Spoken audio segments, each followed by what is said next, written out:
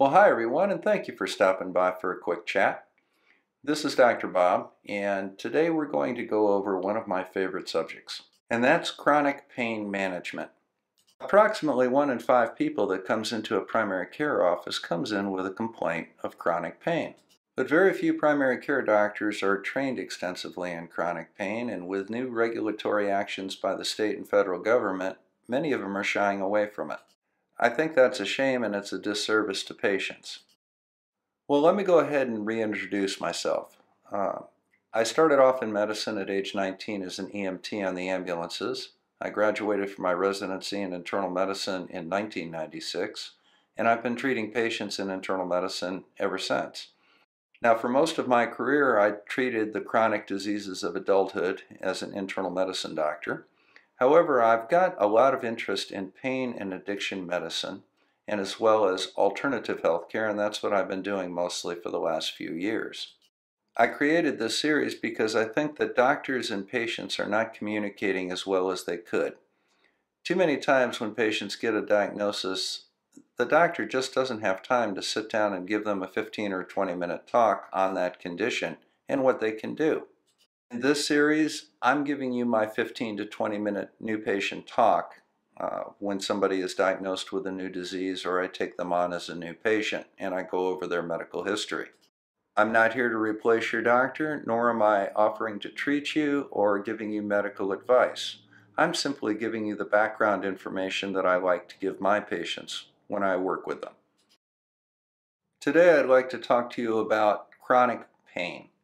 This is a very challenging but very rewarding field that I have worked with for a number of years. There truly is an art to good pain management, and even though you may use some of the same medications, each program has to be tailored to the patient, and you need to really work with the patients on an individual basis. First, let's go ahead with some definitions. Now, we all have our own definitions. There are some basic standards, but we all have our own way of doing things. I consider chronic pain as pain that lasts 3 months or longer than is expected given their condition. It's bad enough that they need to talk to me about it, and it impairs their activities of daily living. The pain stops them from doing the things that make them them. Now, the interesting thing is this last point. It involves both physical pain and a psychological response to that pain. Many folks have heard the term pain and suffering and seem to kind of look at them together. In reality, they're two different things. The pain is the physical aspect of the chronic pain. The suffering is the psychological response to being in pain chronically, day in and day out. It wears on you. It decreases your zest for life. It can be very depressing. There are 3 basic types of pain. Somatic pain is body pain. It's a sore muscle. It's the pain from a broken limb. It's something that you can actually locate and put your finger on. Visceral pain is internal pain from internal organs. The pain of appendicitis, for example, is a visceral pain. And finally, you have neuropathic pain. Neuropathic pain, a good example of that would be diabetic neuropathy. Each has a different cause and requires a different approach to management. And remember, the goal is to return to function. It's not to be pain-free. That last point is very important. The goal is to be functional, not pain-free. I like to use about a 50% reduction in pain. No matter what your pain level is, if I can cut it in half, you're going to feel a lot more functional. Now, we have a problem with pain management right now, and that is basically our fault. When I was a resident back in the 90s, the standard was that if your patient reported any pain and you did not completely get rid of that pain, you were wrong. That was a hit on your JCO evaluations. The pain was the 4th vital sign, they said. The other thing that was really bad for medicine and patient care was the attitude in the 90s that if a patient had true pain and you gave them narcotics for it, they wouldn't become addicted. The only people that would become addicted would be the people that took narcotics for the side effects rather than relief of actual pain. Looking back at this, it's ludicrous. And I think that you can see from the statistics here that for every 100 patients, we've been giving up to 82 prescriptions of pain medicine per year. That's ridiculous. Now, the unfortunate thing is that as a result of this rampant use of pain medicine, the states and even the federal government have had a huge crackdown on it. Doctors now are almost afraid to treat pain for fear of repercussions from their state medical boards or even law enforcement. It seems that they're looking at it as a criminal justice issue rather than a public health and a patient care issue. I've never agreed with that and actually have taken a few lumps myself for it. I'm a firm believer in a pain patient's Bill of Rights, and in Michigan, where I practice, we actually have one in the statutes. Now, the pain patient Bill of Rights is very simple. There's only 3 parts to it. You have a right to have your report of pain accepted by your doctor as factual until you give them reason to think otherwise. In other words, if you tell your doctor that you're in pain, you have a right to expect that they're going to do something about it, to address it in some way. This doesn't mean the candy store is open. It means that you may get something that you weren't anticipating, such as physical therapy or Tylenol, but at least they need to address it. And finally, simply because you're a chronic pain patient, that doesn't give anybody the right to treat you as a drug addict or a drug seeker. You're taking a medication for a medical condition, chronic pain. If you take it appropriately, nobody should look at you as a drug addict. Now, one other thing on this slide that I'd like to touch on is this pain scale. So often patients come in and they walk into your office, they walk into your exam room, they hop up on the exam table and you ask them, how's their pain today? And they say, Doc, it's 9 or 10. Let me make something very clear. If your pain is a 10, you're not in my office. You're in the hospital or you're in your bed. Pain level 1 means that you just notice it. Pain level 6 means that you're starting to really walk with pain, etc. If you're an 8 or a 9, you're barely able to move. And you certainly aren't just routinely going to the doctor's office. If you've got a pain level of 10, you're pretty sure you're dying. So if a doctor asks you what your pain scale is, give them a real number. To give you an idea, a broken arm is probably about an 8. Let's go over a couple of the components of chronic pain. First, you have physical discomfort of varying levels. Second, you have limitations to your lifestyle. There are things that you just can't do anymore. Not because you're not interested in them anymore or you're physically not in the shape to do them, but simply the pain is limiting your ability and it hurts too much to go out and shoot a bow and arrow or go fly fishing or work in your garden. And then there's the psychological response to pain. Picture a 27-year-old woman with lupus. A 27-year-old woman should be out biking and playing tennis and dancing with her friends and doing adventures. She shouldn't be sitting on the couch, afraid to move because her joints hurt so much. Think about what that will do to her psychologically. Will she be the outgoing woman that she normally would be? No, I don't think so. I think the thoughts of how unfair this all is would occupy much of her day. To effectively treat chronic pain, you need to address all 3 aspects of that pain.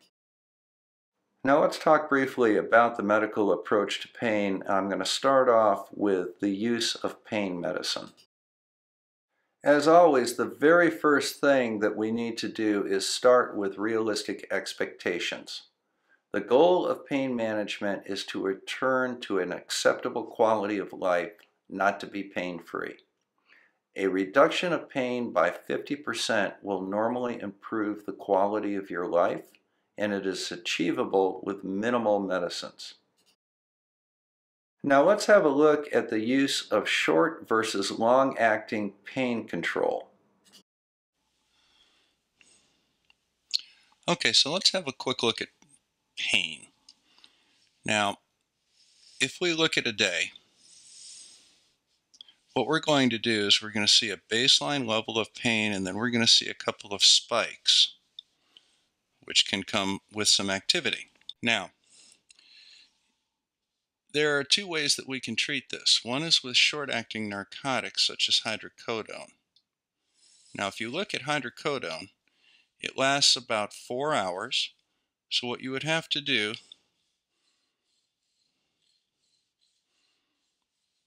is basically take 6 doses to cover yourself for 24 hours.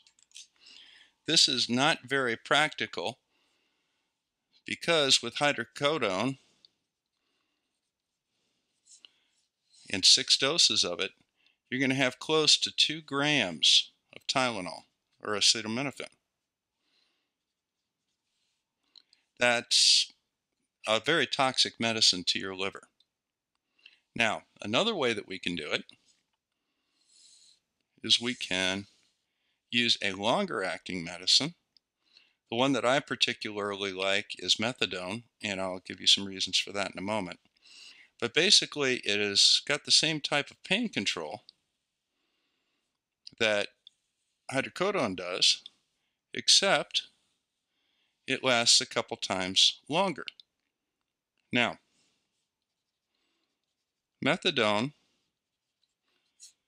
is kind of a cool medicine. First, it's extraordinarily inexpensive, and second,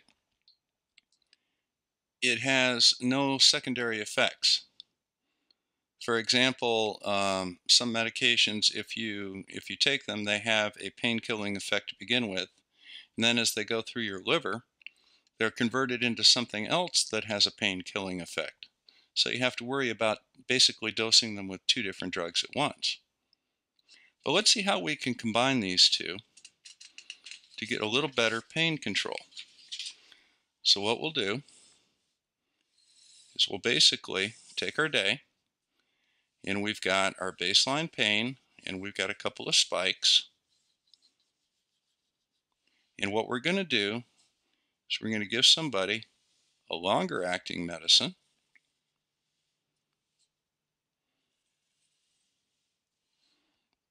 to cover these baseline pains, and then we can use the short acting medicine to cover the spikes.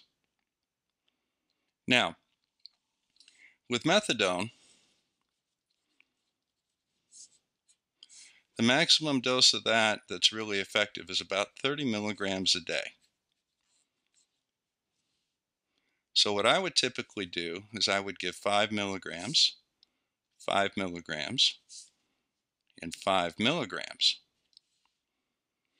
Then if we look at the hydrocodone preparations,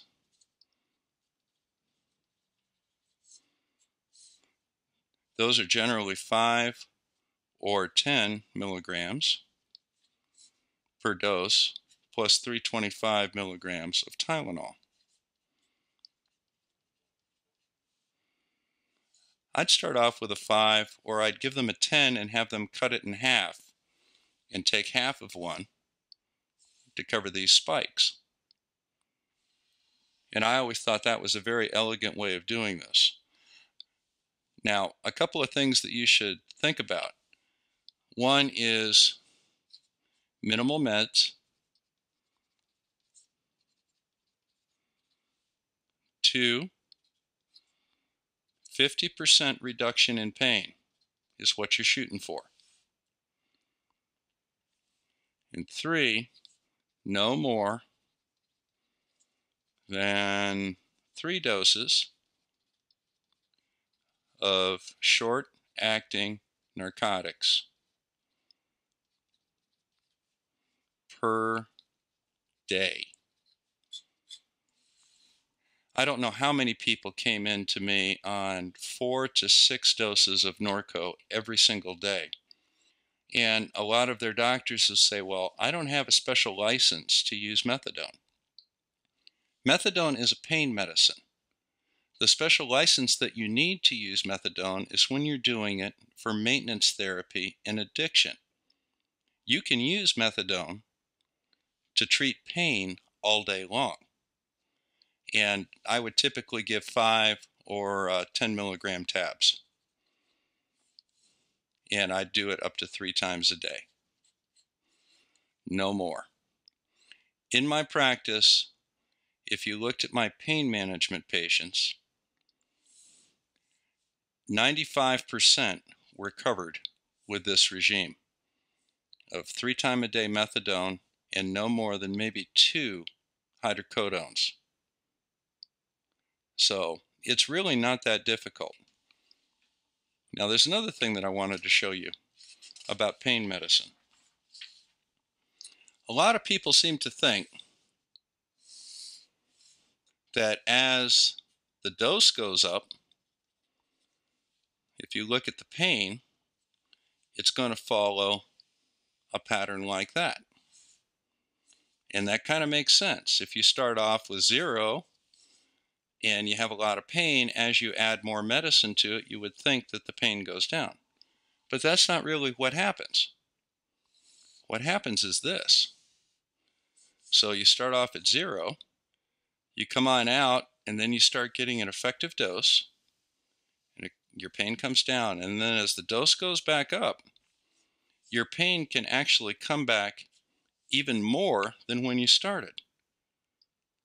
This is called narcotic-induced hyperalgia. Now the key to this is find the sweet spot right there. So I had a lot of patients that came on in and they were over here. So what I did was I started weaning them down on their medicines, maybe about 10% a month. That way there they don't run into problems with the withdrawal beyond maybe feeling a little fluish, every time I reduced them. But their pain would go down. So as I backed them down, what I would do is I'd wait until I got the minimum amount of pain, and then if I backed them down any further and their pain went up a little bit, I knew that I had just passed it, so I brought them back to here. There's an art to doing good pain management. And remember, minimal meds.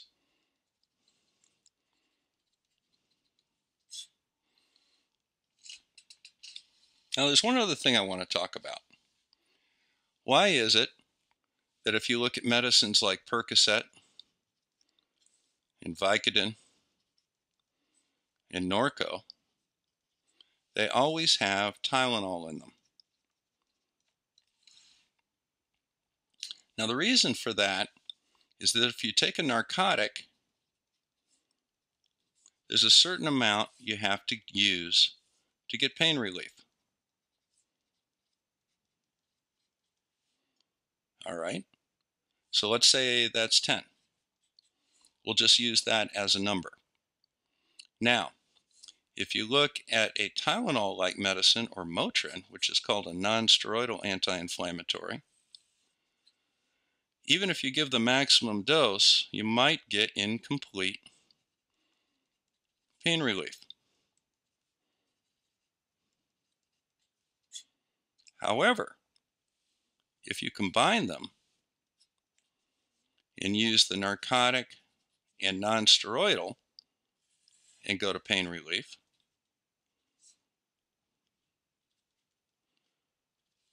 you may be at a 5 on your narcotic, and you may be on a relatively minor dose of a non-steroidal. The reason being is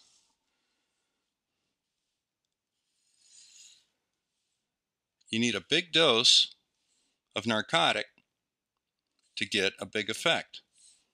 You need an even bigger dose of a non-steroidal to get a big effect. But if you go half and half, you have small dose, small side effect, but you get the same big effect. The Tylenol or the Motrin boosts the effect of the narcotic, so you need less of it. Now, just to reiterate, do not use short-acting pain medicines for long-acting pain.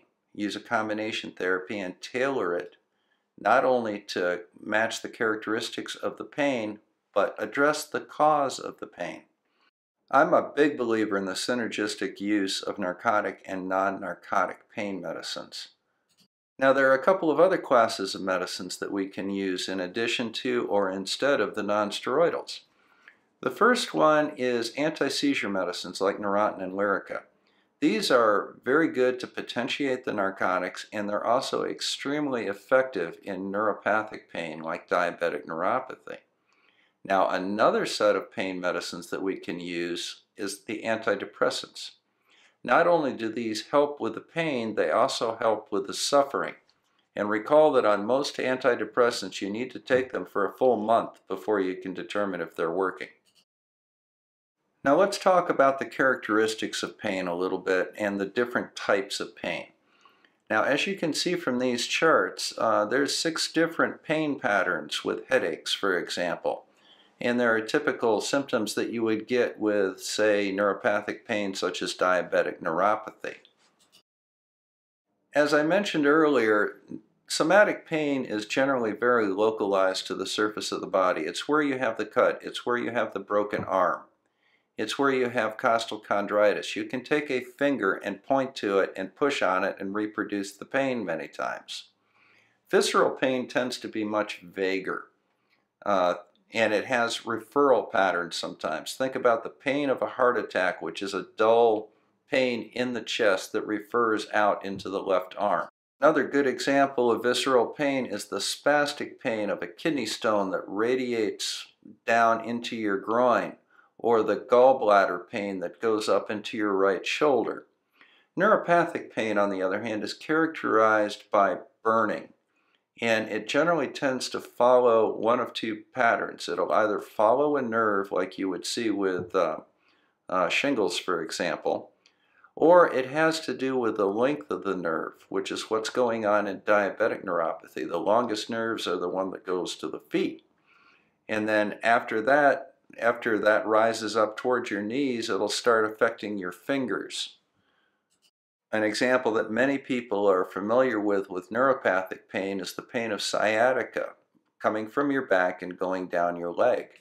While all respond to pain medicine, many times you need to treat the underlying cause, and sometimes with the different types of pain, like the neuropathic pain, you use additional medicines such as the anti-seizure medicines that I discussed earlier. Now, we can also approach pain with non-opiate modalities. Examples would be physical therapy or chiropractic care. We use a red light laser in my office, which is very effective with pain, and it's really helped my shoulder in particular. The other thing is many states in the United States have legalized an alternative substance for pain control, and that is extraordinarily effective, especially on things that are not well managed by traditional medicine at this time. It is my personal feeling, based on 10 years experience, that if that was in widespread use, we could reduce the amount of narcotics prescribed by 50%. These medications basically give a boost to your mainstream pain medicines, with a goal of making those medicines not only work better, but require lower doses. The lower the dose, the fewer the adverse side effects. Now, as far as monitoring a pain management program, many states now and many countries have a prescription reporting program. I am a firm believer in pulling that report every single office visit. That'll tell me every controlled substance that you receive from any doctor at any pharmacy in my state. We also do urinalysis for substance abuse and risk factor assessments with psychological tools like the CAGE questionnaire. These are things that are very important to do on a regular basis and randomly. I let my patients know that they get a drug test the first time they come in, and then they're going to get another one within the next 3 to 6 months, and that'll be at a time of my choosing, based on 3 factors. 1, I'm suspecting that you're not doing what I'm telling you to do, or not taking your medicine. 2, I get a whim. Or 3, it's been a little while since your last one, and by a little while I mean 3 to 4 months. Now, another thing that I try and stress with my patients, and that is that if you are not getting good pain control, I want to know about it and I will adjust your pain management. By the same token, if you're not using all of the medicine that I'm giving you, tell me about it. You know, having a day or two supply laying around just for emergencies is one thing. Having 60 pills of hydrocodone in your kitchen is just a danger sign to me. We see many practices that just routinely give the same doses of medicines in the same quantities month in and month out, and the patients are complaining they don't have the room to store all the bottles. And finally, come on in pretty frequently. I have my patients come in once a month for this, and I keep very good records on it. I'm very curious as to how the pain medicine's working for you. Are you getting the relief that we're trying to achieve? Can I reduce you? And that is a question that I ask every single visit. Now, a problem that we're running into right now is that it's very difficult to get good pain management from your primary care doctor. Lots of times, doctors wonder whether or not you're being truthful with them about your pain. That is a matter of rapport between you and your doctor. Second, many doctors have relatively poor training in pain management, and despite all of the headlines and the press releases that the state puts out, the medical board really takes a hard line on physicians that prescribe pain medicine. Pharmacists many times feel pressure not to stock pain medicine, much less dispense it, and they scrutinize every prescription. Many insurance plans and employers severely limit the amount of pain medicine that patients can be prescribed, or simply refuse to allow their providers to prescribe pain medicine, insisting that they be sent to quote-unquote specialists. Finally, is two things that are relatively unfair. We all have our horror stories with pain management patients, and many of us know good doctors that were persecuted by law enforcement and the state medical board over their prescribing habits, even if those prescribing habits were extremely reasonable and justified. It is a headline maker for local law enforcement to bust a doctor. And even though they take some of the bad ones off the street, they also take an awful lot of good ones with them. Well, thank you very much for stopping by and having a quick listen to me. We do have some good topics coming up. We've got headaches, cholesterol. We're going to do some user questions, and next week we're going to go over addiction, which is another one of my favorite subjects. To tip my hand a little bit, I am a very firm believer that if you are a physician prescribing pain medicine, you need to have an exit strategy and the ability to take care of the problems that pain medicine can cause. So the training for it is relatively simple. It's only 8 hours. Follow through with your patients is my motto. This is Dr. Bob signing out from Northern Michigan. We'll see you next week.